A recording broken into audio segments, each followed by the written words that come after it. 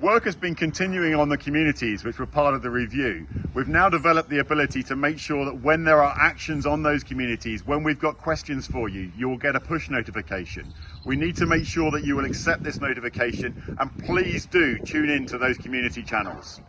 It's also really important to keep up to date with what's happening with Bluetongue.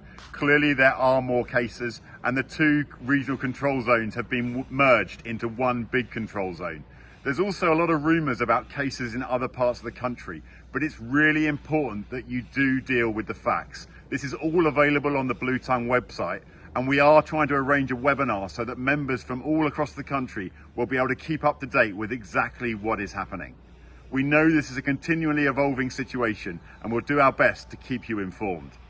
I'd now like to hand over to David, who's in Sicily for the G7.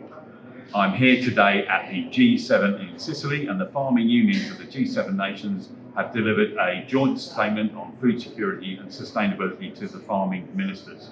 It's really easy to be cynical about what these meetings mean, but only by working together with like-minded countries will we solve the global challenge of food security. We talk about the risk of offshoring our production back home, but if we work together, that is one way we can solve the problems that we all face. And they are the same challenges across the world, and we have to find the same solutions.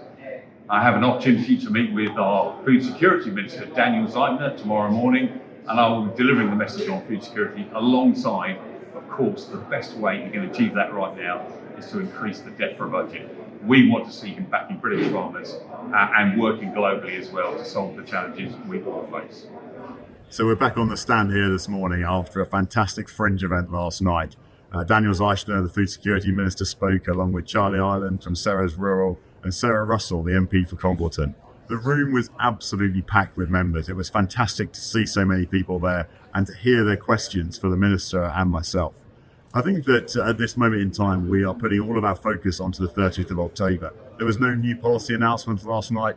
Where Daniel did agree with us is that we must have baselines within the SFI to understand what our biodiversity levels are, what our carbon levels are, what our water quality may be.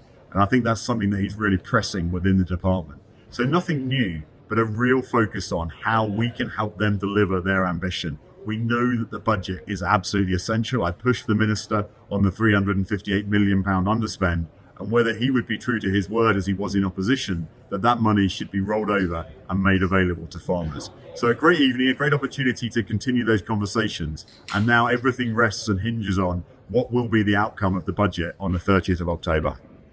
So we've had a busy week at the Labour Party conference, and that's summarised in the other videos. We did have the opportunity for me to have a discussion with the Chancellor, Rachel Reeves.